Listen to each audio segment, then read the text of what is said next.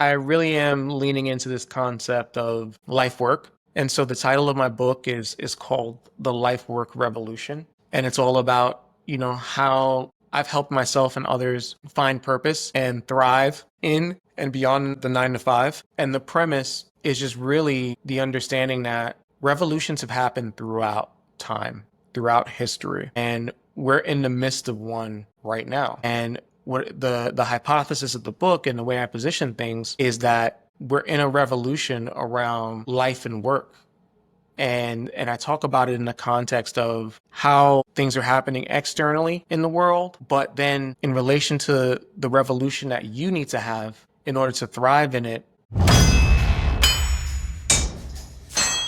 Leaders are not born in a womb. They are forged through heat, pressure, and a whole lot of sweat. The Fire Forged Leader podcast serves the audience through exploring leadership at work, in the community, and with the family, using a practical perspective and real-life experiences from the host, Steve Baumgartner, and his guests in The Forge. Now, it's time to enter the Forge with the Fire Forged Leader. Welcome, everybody, back to the Fire Forged Leader podcast. Today, we have a man on the show by the name of Kason Morris. Hopefully, I said your name right. Yep, Kason. You're almost there. Kason Morris. Kason.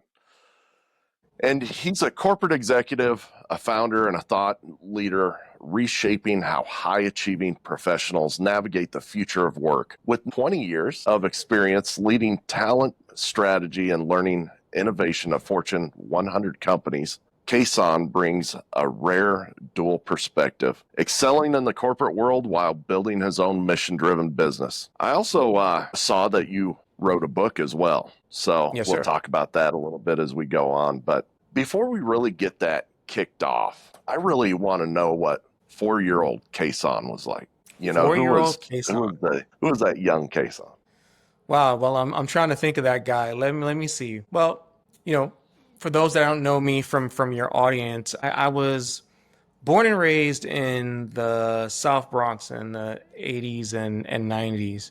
And when I think about my 4-year-old self, I lived in very interesting times. And one of the big things is I had a super huge imagination.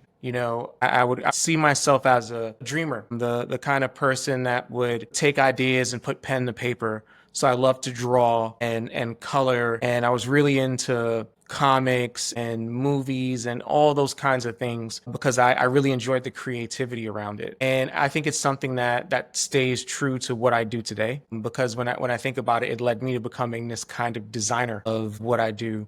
But that 4-year-old kid used to run around, scrape his knees, play with his toys, build his Legos, and just try to make my imagination come to life. Gotcha. So growing up, what was the family setting like? Mother and father in the home, all that kind of stuff. Yeah.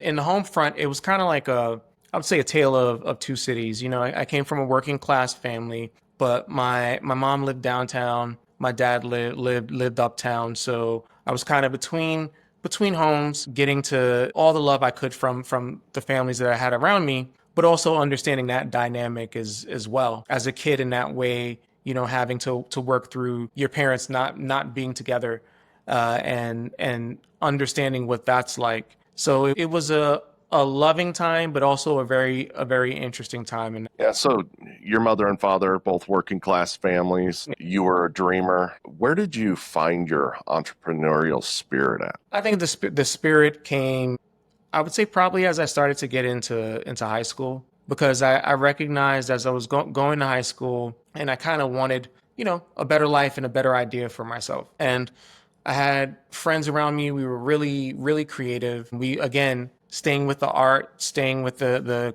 creativity. We used to do things in school, like make comic books and sell them. One of my friends was able to program video games, and we would program those games and sell them. So it was always that idea that art is a form of life. And as you start to understand what people want, and in supply and demand, and finding sort of like your niche, you're filling a gap, you're solving a problem, and then you find a way to make something out of it. So from that point, it was it was always there. That took me to like getting scholarships to go to college and into graduate school. And then from that point, I started in the corporate world. But then what I realized is when I was going through corporate, I look at corporate as your first investor, or any job, whether you do corporate or entrepreneurship, it's your first investor, and you're building skills and you're building experiences. And with that idea in mind, for me, it always turned into, how can I take these skills and experiences and use them in different ways? It's like the adage of, how many different ways can you sell an orange, right? You can sell the orange as is, you can juice it, you can sell the lemon, the zest. So I've always had that kind of attitude, as if I'm learning something really valuable or I see something really interesting, what are all the different ways that you can do something with it? So in this corporate experience, if I remember right, that was primarily in finance. Is that correct? I've actually had a very, very unique corporate journey. So again, for those that don't know about me and will find out a little bit more about me, I've pivoted in corporate about 10 or 11 times at this point across 6 different industries. So Wow. I initially started out in consulting. I worked for a startup consultancy in New York City. And the thing about my work, though, is I've always had one big mission, which is, how do people perform at work? How can I help someone do more? And that one question has taken me across several different industries. So at first it was consulting and professional services. And then I spent some time in finance. And then I spent some time in technologies. Then when I went into like training and marketing and selling large scale learning systems. And then I went back into corporate and started building up learning development functions for organizations. And then the back half of my career has been in strategy. So I've been in strategy, doing it for sales, a strategy for pharmaceuticals, and also in the insurance space. So I've had quite a venture, but the common thread has always been the wicked problem of, how do you help talent, be their best at work? So helping talent, that's optimizing efficiency. It's leveraging technology and AI and different things like that. But there's a human element to it as well.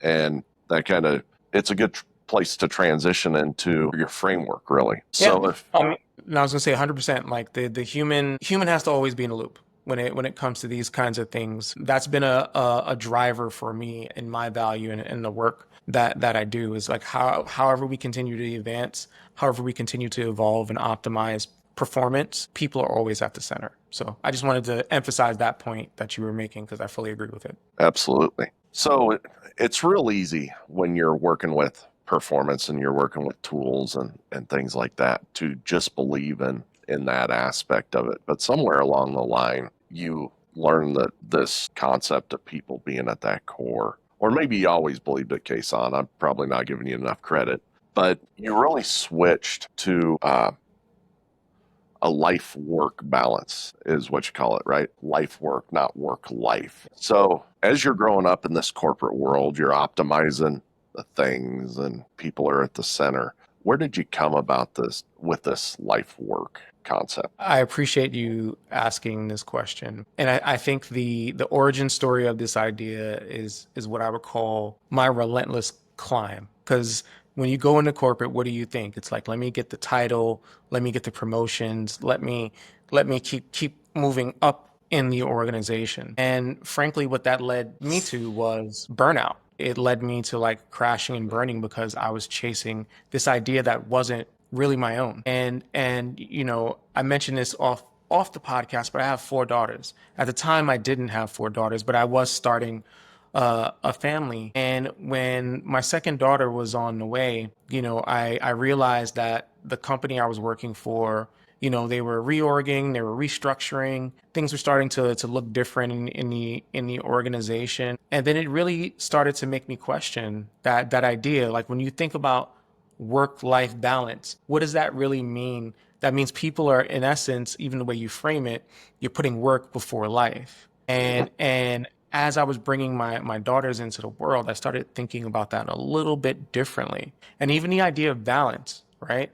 When you think of balance is like a false dichotomy, like, because those two things will never really be equal. You'll never really get equality in life and work. So that's why I started really thinking about it. I was like, hey, if I tear this down, why am I working? to the point that I made earlier, work is your investor. Work helps you.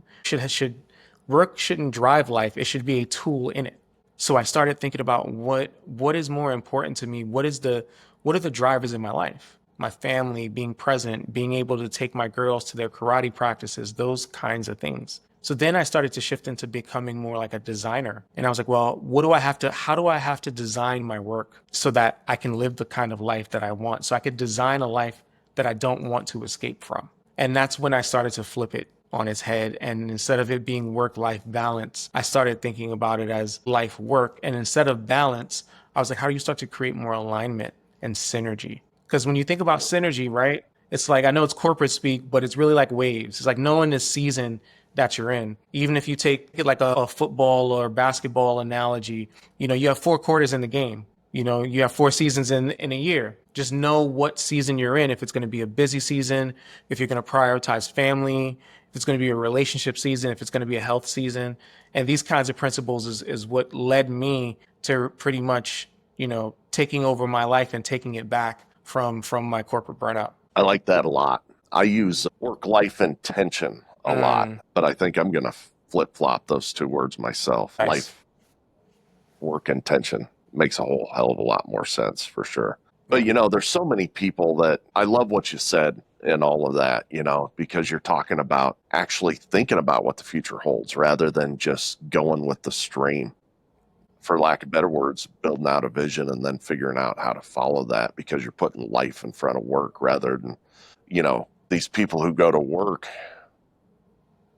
and, they might plan on 8 or 10 hours and it ends up being 12, 14, 16 because that work is right up front and there's no intention behind it. So that powerful stuff.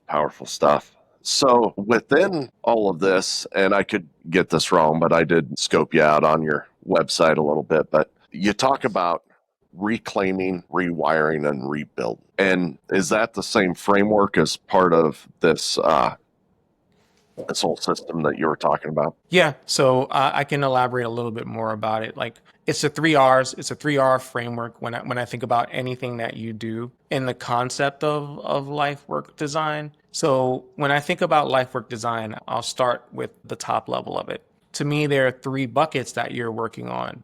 You're looking at life and how you want to go about designing that in relation to like your relationships, your partnerships, your goals, etc.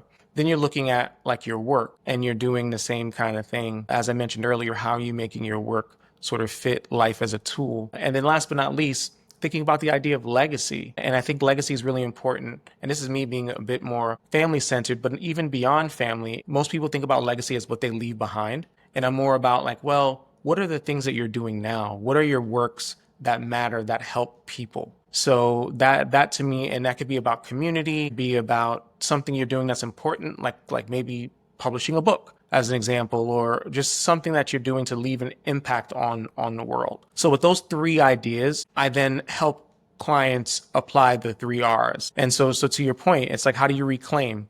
The first part of reclaiming is really about reclaiming that narrative, changing the story about what you're doing and how you're going about doing it. And that's a really, really important thing for most people. Because to the point you made earlier, when we start leading with work, we think of ourselves as workers. And it's like you're starting to think of yourself as a person. Like, who am I? What do I want? What do I need? And that's part of the reclaiming piece. And then when you think about like the rewire, now it's about how do you start to build systems that support you now that you've reclaimed yourself. So those are those systems of work and those systems of life. Like, what are the routines you're putting in place? What are the habits that you're changing? What are the things that you're unlearning? Because we also often talk about, well, what do we have to do? What do we have to learn? Sometimes you have to let some things go so that you can rewire and step into that new version of yourself, whether you're a leader, entrepreneur, whether you're trying to get to that next level of work or in life. And then the rebuild is all about application. It's all about like, how are we setting the bar low and starting to be consistent? And I take a lot of these concepts from design and systems thinking, because in my work, even though I worked with people, I worked with product teams, I worked with lots of different methods. And so this idea of life work design and using the 3 Rs, it really is just a stem from work processes and work frameworks. Because when you think of like genius is rarely like a net new thing. It's just how do you apply a thing that's proven in a new and different way.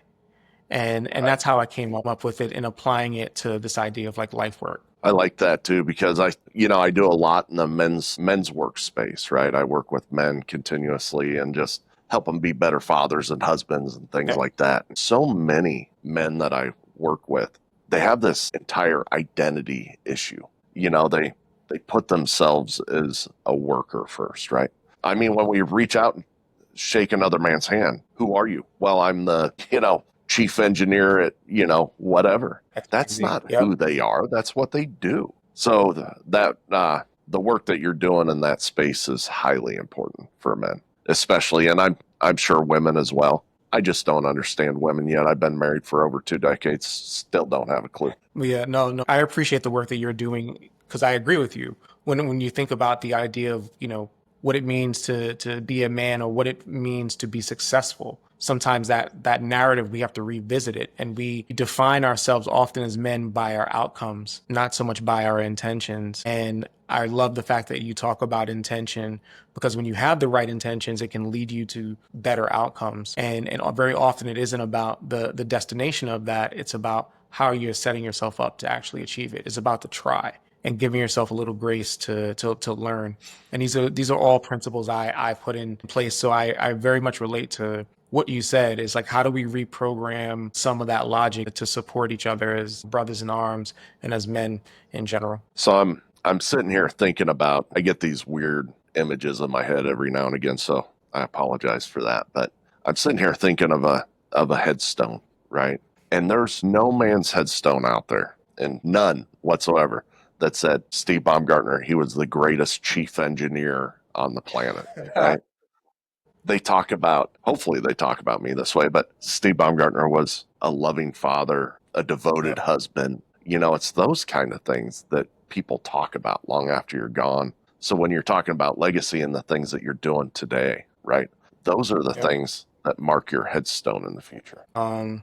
Your children won't remember the long hours you spent at work. They will remember the times that you showed up, the times that you were playing with them, the times that you were watching TV. One of the things, just to sidebar a little story, another thing that influenced life work design and the catalyst for change outside of Burnout was one of my daughters, made a caricature and sort of was like teasing me, like, well, this is me, this is daddy working. And she just started typing the keyboard and had the phone in her hand and it's like tap, tap, tap. And it's like on the computer, like talk, talk, talk. And so she's just making these gestures. And it told me, I was like, wait, is that what I want my daughter to see or think about me when it comes to work? Is that the precedent I want to set up for her? So she thinks that's what she's going to do.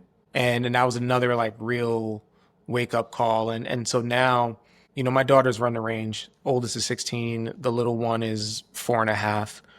But now they see both myself and their mother being entrepreneurial, and we're teaching them about the way the business works on top of what we do, as professionals, and they're included in that process. And I help change that narrative. So now the narrative is more curiosity about how do we work together to achieve a thing versus just seeing me on computers, clicking keys all day or on the phone. So you really got to think about the signals you send your family and your loved ones when you think about legacy in that way. Yeah, that's a powerful story too, because she was really picking up on your identity as, a guy on the phone, a guy clicking the keyboard, things like that, rather than these are the things that I do to support the family. And these are the things that I do to add value to society. 100%. So thanks for sharing that. So you also mentioned things like freedom as a framework. It's not a fantasy. Yep. So that one got me just kind of thinking, and I wanted to hear your view of that. Yeah. I mean, when you think about why do we do all the things that we do, right? Our most precious asset from my purview is time.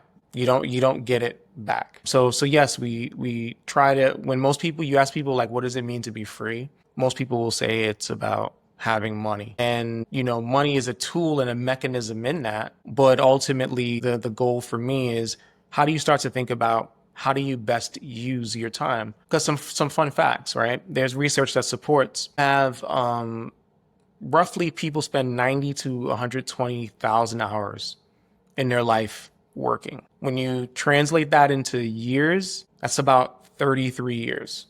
Then Right. when you think about that from a year's perspective, now if you think about that from waking hours, that's almost 2/3 of your actual waking hours. So you got to ask yourself a question. You're going to spend 2/3 of your waking hours working. Should work suck? Should it be about you exchanging time for money? No, it has to be toward some sense of what are the things that are freeing to you. And when I coach people and I get them to think about that, that's where the freedom framework comes. It's like, how are you, free in how you optimize your work? Because yes, you need work, but it's like, are you doing the kind of work that you want to do? Are you doing things that energize you versus the things that drain you? How are you then also thinking about when you bring in income, how do you create leverage from that? So another principle in the freedom framework for me is like, how are you hiring your money? How are you hiring your income to work for you? And these kinds of principles, I think people get them like as big ideas, but they don't realize how if you make these small adjustments and you have these consistent patterns, compound interest is the eighth wonder of the world. And if you start having that habit of paying your future self, and by paying your future self, it's like, how do I invest in me so that I have more time, that I'm building high value skills that people are willing to pay me for? And then how am I using that money to then, work for me? So the culmination of all those things gives you what I call optionality. And that's some people you might call that quote unquote retirement. I don't think in that mindset. I think about it in optionality, meaning if I'm doing enough and enough things are working for me that take care of the needs of my family, I'm essentially free. And I think that's the challenge that some of us get into in these corporate rat races and these dreams that we live that are often not founded by ourselves, but the perception of others. Like we have to keep up with the Joneses. So what do? You make more money, you buy a bigger house. You make more money, you buy the nicer car. And all you're doing is just entrapping yourself into that cycle of dependency because now you have to keep going out to work. But if you thought about it a little bit differently and you thought about like, well, how do I want to live my life? And how are all these things tools to help me live that life the way I want to every single day? That's ultimately the freedoms. I think about when I talk with people, I'm like, we got to think about your freedom number. And there's levels to it. Like your level 1 number is what covers your needs. And then your level 2 number is what covers your wants. And then beyond that, that's when you can start to give to others and do other things. So just breaking it down in that systematic way is how I try to talk about freedom in the form of a framework. And there are steps to kind of getting people to do that as a part of my programming. It's definitely interesting on freedom being different levels and things like that. You can definitely serve a lot better in society if you have more finances behind you, for example. However, not everybody's called to serve in the same way. So going down and helping at a soup kitchen or funding a mission, right? I mean, there's two different ways of that. So being able to look at how you want to serve or how you want to live, I love that framework. But let's get grassroots for a minute. Let's say, I'm middle-aged. That's fancy. I am. I hold a mortgage, right? Mid-career, I have a family, have 2.3 kids or whatever we're supposed to have here in America. All the things, yep. Car payments, mortgage, got $12,000 in the bank, right? Because my dad told me I needed to save $12,000 and keep it in the bank, for a rainy day. When I do the math, that equates out to, let's just say that it's 3 months and that would be gone if I lost my job today, right? But I'm burnt out. I am absolutely burnt out in my job. Where do I even begin? Where do we begin? I would say we begin in thinking about like, what is burning you out about the job?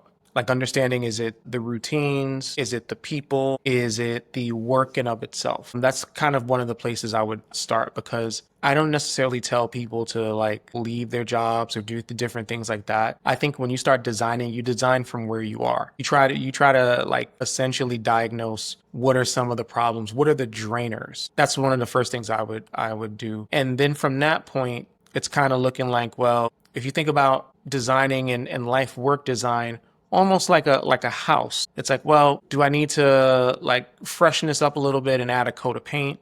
Is there something I can adjust that makes it feel a little bit better, so I know what I'm getting into? So like to your point and to the point here, it's this idea of if I'm in this rut and I'm in this cycle and this is what I'm making, the question I would start to ask is what you're making enough for you and what you need to do? And then if not, are there ways you could do other things that actually energize you? And this goes back to my point about leverage, because there's an understanding of we do things and we get paid for them. And then there's some things that we're really good at that are valuable. There are some things that we're really good at that are not as valuable. So part of also what I do is after we understand the initial sort of audit of where are we today, what's energizing us, what's draining us, I do a bit of what I call a skill stack. It's like, let's understand what your skills are and what are the things that you like to do that you can potentially monetize in ways that don't take or drain from you.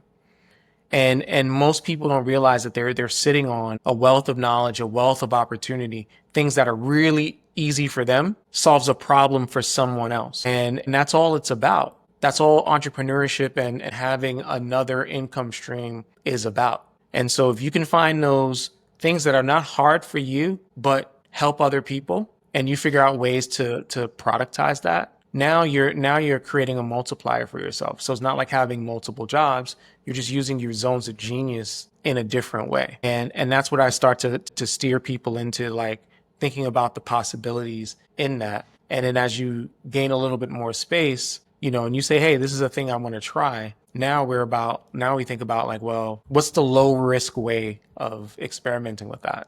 Because it's not about changing things overnight. It's like, hey, I'm good at this thing. I notice that people ask me for help with this quite a bit. How can I do this and exchange services or get some income out of it?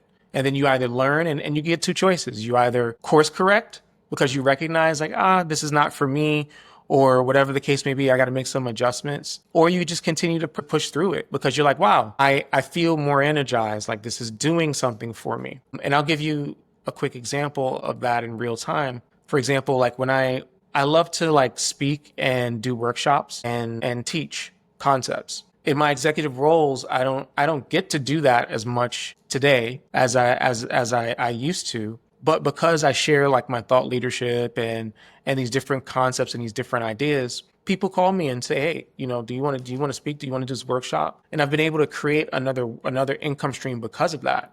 And it energizes me so much. So even though I don't necessarily get that fulfillment out of my main job, I've now created leverage because of I understand all my different skills. And now that's created a new avenue of revenue that I now invest in other ways that will ultimately help me buy back some time and some freedom. And then I could do more speaking if I want to, because I won't necessarily have as much dependency on my 9-to-5 role. So that's just a really simple example of trying to like bring the theory to practice. And I say that most people in the profile you mentioned, the mid-career professional, you're sitting on a war chest of insights and stories and value. And all this work for me, life work design, is about understanding that value and understanding how to make it work for you.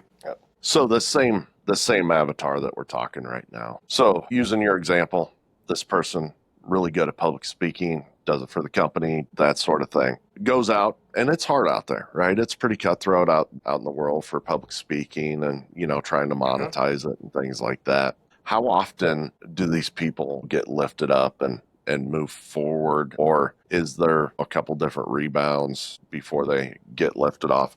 How does that look once that they, start working on some of their skill sets and trying to find these other value streams? Yeah. And this goes back to the point of like the low risk experiment.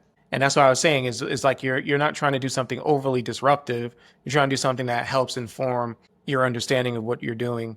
And then from a design thinking perspective, this is the idea of what I call flare and then focus. So you flare and you try stuff. So like using public speaking as an example, you may say, hey, I want to make money off of public speaking and I want people to hire me to do it. Well, one of the first things you might do is you have to decide, what venues and what areas do you want to speak in, where you may find like paying customers and clients. And at first, that may not be initially a paid opportunity. Examples of that could be if you're in a certain industry and you're in sales and you talk about models and frameworks and things that you've used to help you. You go to different sales events, or you have like local meetups and you share these kinds of ideas and concepts for free. I'm a big believer that when you give things away and you move with integrity, it becomes a multiplier of opportunity. So it's a matter of like understanding, how do I test my ideas and give value? And in return, I start to get feedback from others. It'll either say, hey, this helped me, or maybe you want to adjust what you talk about, and they'll give you that feedback and you hone it over time. So there's still a value exchange. And then at some point or another, what you're getting out of that is what I would call a portfolio of sorts. So when you start to say, hey, I want to make money out of this, and you present yourself to opportunities for, to make money, now you have customer feedback around like how good something was or wasn't. You have a portfolio of different experiences and exposures that people can see what you're talking about. And then that gives you the social proof and that thought perspective that can then allow you to kind of start to transact for money and monetize these things. So it's like, it depends on the person, and it depends on their growth path and how fast they want to ramp something like that up. But when you think about the world of speaking, there are real specific niches, and there are tons of niches. And if you can find something that you're really good at and you like talking about, and you're really good at telling your story, it just allows you to kind of hone those skills, and then the opportunities will definitely surface. Absolutely. So just this is going to be a strange one, but when you're doing these inventory assessments with people, right? These are the skills I believe that I have, because I believe that's how you stated it. Do you ever go, oof, yeah, I'm not so sure you have that skill? Public speaking, for example, you witness their public speaking and they think that they're phenomenal, but they're not really good at it. Yeah, I think one way to look at it, and I think you might like this point of view, right? One of the first places I get people to start to think about their skill stack is look at your resume, look at your jobs. Tell me what skills you used in that job and how you used it, or talk about the things you did in that job. Getting someone to talk about their work is one very quick way to determine, what they know and what they don't know, because they'll naturally start talking about certain things. And so it is a bit of an exercise, and it's a bit of a mindset shift to get people to think in that way. But that's why I start with things that are familiar to people. Like, hey, we're going to look at your resume, not as a report of where you worked, but let's look at it as a story around what you did and what you can do. Now let's have you talk about that. And what I would then do from that point is as they get to speak and talk about their skills and start to get familiar with that language, then the question is what is rare, highly valuable, and also durable? So this is the kicker for me, because most people think of skills like technical or hard and soft. And yes, that's very relevant because we're in a world of technology and AI and all these kinds of things. But I challenge people to think about it in a different way. Think about your skills as whether or not they're durable or perishable. So what I mean by that is, what are those skills that in that journey of your resume that you've honed in on, used time and time again, elevated in a different way, whether it's adaptability, negotiation,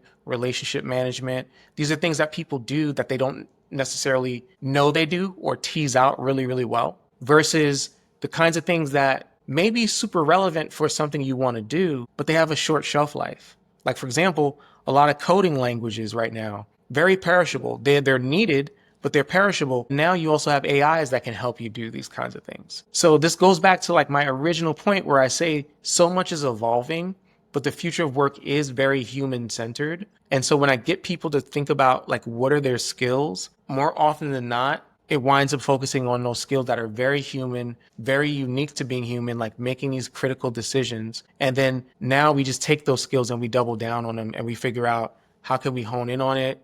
How can we tell a better story around it so you can get your next opportunity? Gotcha. And do you also do the coaching on honing those skill sets in with these clients of yours? It depends on the client. Usually most of the types of experiences initially are really around getting them to build the toolbox for themselves Like what's the mindsets? How can I identify my skills? How can I start to build my story around it? Like, how can I start to think about what the leverage is? These are the kinds of things that pay you back forever. And that to me is really the future proofing. It's not about being really good at one thing. It's about how can I identify what I'm doing quickly and then use it in a different way for whatever it is that I want to do next. Now, there is a world where people want, sometimes I see a pattern and there's certain topics or certain skill types that pop up more often than not. And people ask me like, hey, how do you do this? I do some deep teaching on some of those things. And I'll give you a specific example that I think it's like what I would call a meta skill. And these are skills that are core skills that are highly durable and they're foundational to like lots of other things. So an example of a meta skill is like learning how to learn. It's a skill that's not taught, but very desperately needed in today's world because we're expected to continue to learn, but very few of us know how the brain works or knows how the brain actually maps information so you can learn. So when you start learning about a little bit of brain science, a little bit of neuroscience, and how to apply these strategies to help you retain information, to help you recall information, you can turn yourself into like a superhero in a matter of weeks and months. So it's like those kinds of skills to me are the ones that are like, I put in that bucket of these are future proof, future ready kinds of skills that once you understand them, they'll just continue to pay you back and they'll keep you ahead of the curve. Absolutely. So we talked about legacy, and your daughter who had this vision of you that really was a wake up call for you. What I want to know is if your daughters listen to this episode today, what is the one thing that you've already said, or maybe it's something that you haven't said yet, that you'd want them to take away from this show? I would say that every setback is an opportunity to build forward, and that you should always work toward good enough and good enough for now. So when I think my daughters, and I imagine my daughters listening to what I'm sharing, they understand these principles and they're proud of me for like what I do and how I do it. And they tell me that, and that's actually one of the biggest rewards is having my daughters say like, hey, I see you and I thank you for what you do to take care of our family. And they're happy to see like that their dad has a book and that some of their friends know me or their parents may know me, but I don't know them because their dad has a book or they saw me online somewhere. Not that those social things don't personally drive me, but just that association and how my kids can feel a sense of pride in my work. It is like indispensable. It's such a warming feeling. But what they also have seen is that I didn't get here overnight and I didn't get here on my first try. And I'm continuing to build. I'm still designing. I'm still rewiring. I'm still reclaiming. And that's what I would want them to take away, that it's a journey and not a destination to this kind of success. That's awesome right there. I was reliving a memory from the other day. Last year I flew out to Australia to do some public speaking. I've been on the stage for a Disciple concert speaking, just all these different things. And none of them really mattered to my 8-year-old daughter, right? But I get a call on the phone and it was at an event, but my daughter was sitting right there. And I get this call and I was invited to we're Catholic, and I was invited to our local Catholic radio station to talk about my programs. And it was just the biggest light up event for my daughter because it was something that she could relate to. It's something that her friends listen to, all that sort of thing. So hearing you talk about your children and, the book and all these things that you don't necessarily relate to. I love being on that radio show, don't get me wrong, but definitely not my biggest event. Right.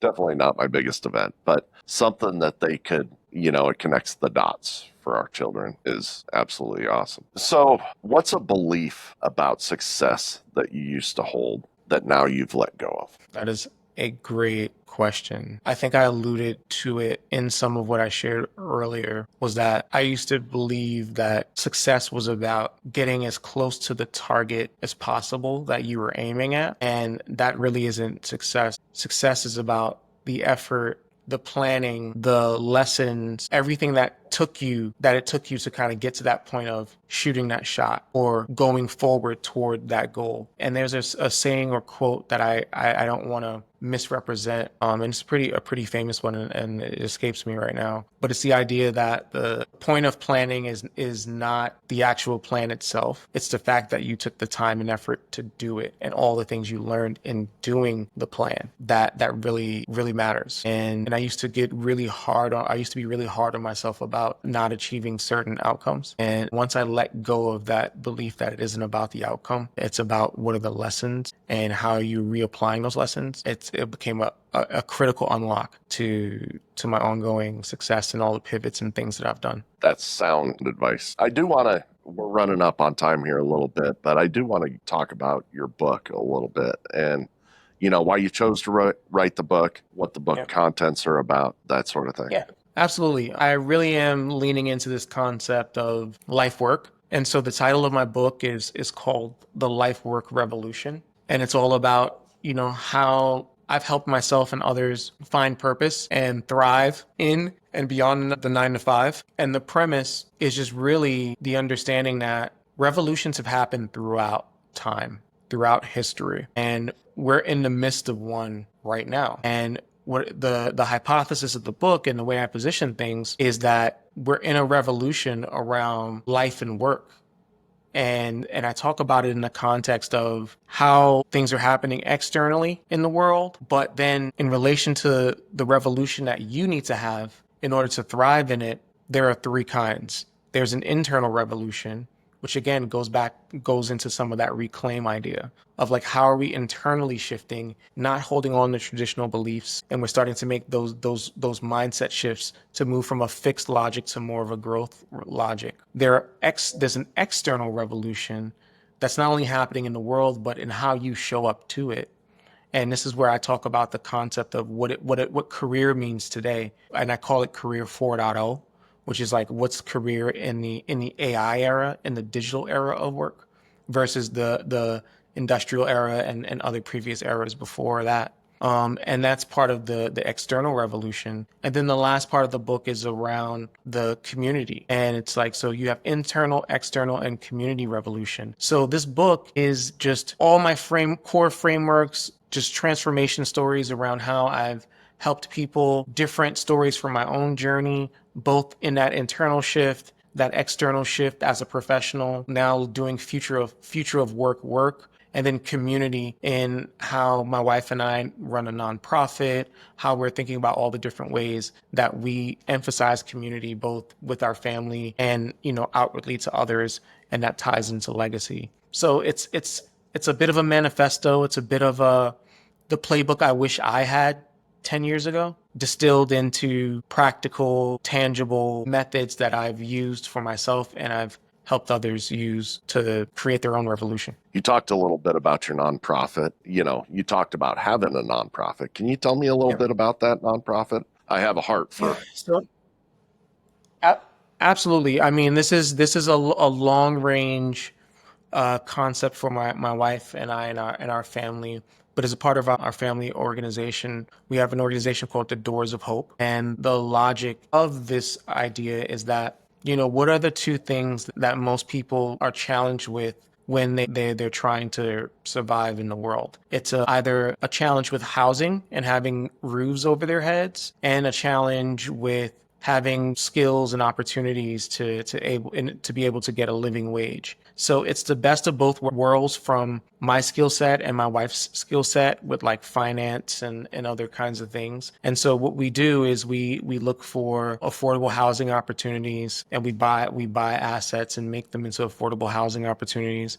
But then we also connect that to resources for education, so that not only are we getting people into homes, we're giving them access to be able to upskill, right skill, and reskill, so that they can then go make living wages and sustain themselves and their families. Well, God bless both of you for doing that. That's going to make an impact on the world, no doubt. So appreciate you doing that. We certainly hope so. Thank you. Yeah. So just kind of wrap this up. We talked about what your daughters would take away from this, but if you're going to be in front of a bunch of high performing men on this show, what's the one thing that you would like them to take away from it? I would say it's almost sort of my one-liner at this point is I think about where you are in your stage of life and work. I think you have a responsibility to design a life you don't need to escape from, and whatever that means for you. And this kind of platform is a forum and opportunity to be able to do that. So I definitely appreciate you having me.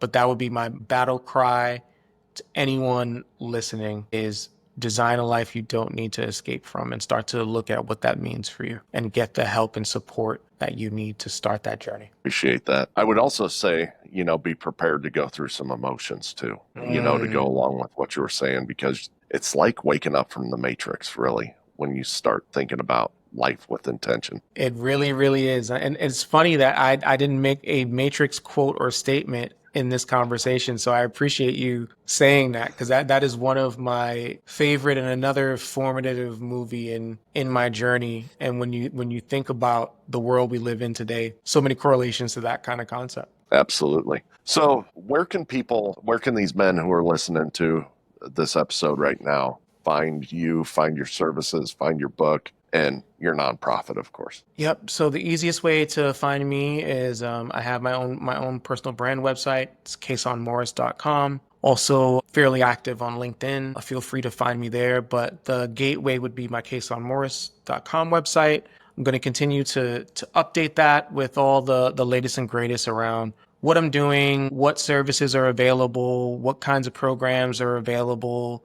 I'll eventually centralize podcast conversations like this there. So that's going to be the main hub. And as I said, I'm still building, still designing, still learning. So I welcome helping anyone and everyone that's ready to invest in themselves, and we'll learn along the way for sure. It's a beautiful website, by the way. Everybody should just go check it out for the design aspects. It's beautiful. I appreciate that. Thanks Did you design it yourself? I did. It's a couple of late nights and a couple of AI tools. I worked it out, and it's still a work in progress. So I appreciate that feedback. Yeah, very, very nice. Anyways, definitely appreciate you being on. I know the men are going to take away a lot from this conversation. Hopefully everybody's going to wake up from the Matrix. And Indeed. Appreciate you. Thank you for coming on, Kason. All right. Thank you. Have a good evening. You too.